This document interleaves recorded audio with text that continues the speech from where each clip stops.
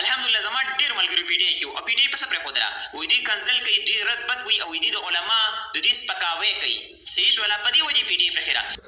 سلامونه ملګرو، زه نه پوهېږم د عمران خان خلاف دغه کارډ چې څوک استعمالوي یا پریپلین د هغې په وړ کې یا د هغې په تسلسل کې دغه نوې ویډیو راسره وګورئ. څو ورځې مخکې په مولانا صاحب باندې چا ګزار کړی و، په هغې باندې هم موږ خپل تجزیاتي ویډیو وړاندې کړې وه. ما تاسو ته ویلي وو چې زما د دې شاته څه مشکوک الفاظو باندې شک دی او دا راته یو پری پلین ښکاري. ډېر ملګرو کمنټس هم کړي وو چې دا فری فلاین دی. د هغې په تسلسل کې هم په هغه ځای کې په هغه ځای کې هم هغه شانتې هغه د پی ټي آی جنډه به زه هم تاسو ته اوس ښیم او هم شاته ده او دا ویډیو چې تاسو کومه وینئ دا هم هغه ځای دی په کوم ځای کې چې څو ورځې وړاندې په دغه بل مولانا صاحب باندې هم چا ګزار کړی و.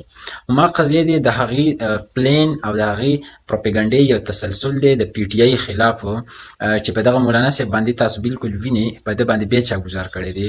نو دې ته خو زه اوس بالکل زه کنفرم شوم، زه دې ته حقیقت نشم ویلی. د دې شاته دوه کازز کیدی شي، دوه وجوهات کیدی شي.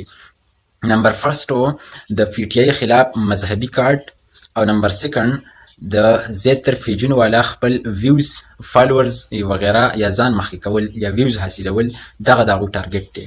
دغه دواړو ټارګټس حاصلولو دپاره دوی دغه فری فلین کوي. زه بالکل زه مولانا که هر څوک وي که د هرې پارټۍ سره وي قابل قدر دی او زه عزت کوم.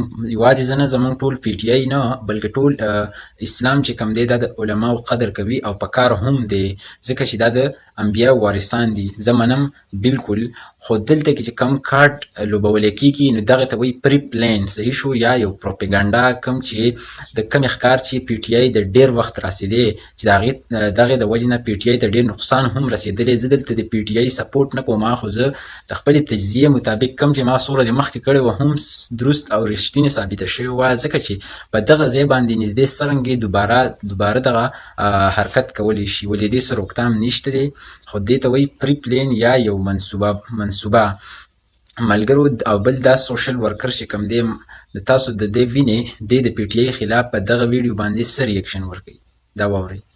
الحمدلله زما ډیر ملګري پی ډی آی کې او پی ډی آی په څه پرېښودله وایي دوی کنځل کوي دوی رد بد وایي او دوی د علما د دوی سپکاوی کوي صحیح شوله په دې وجې پی ډی آی په دې کې هم د پی ټي آی چې کوم دی یاد کړی دی او باقاعده دغه الزام په پی ټي آی دوباره لګولی دی او د هغه جنډې ذکر او تذکیره کړې او هغې ورسره هم پلی کړې ده. زه تاسو ته باقاعده ښایم او تاسو په دغه ویډیو کې لیدی شي چې هم هغه ځای دی او هغه لوکیشن دی، خو دوی دوباره چې کوم دی دغه حرکت کړی دی. دا زه ډېر په واضحه الفاظو سره وایم چې دا پری پلین او منصوبه او پروپیګنډه ده. ملګرو د خپلې رای اظهار وکړئ ځکه چې زه نه پوهېږم خو دونه قدرې مې دماغ هم د هر چا له خدای پاک دماغ ورکړی دی صحیح ده.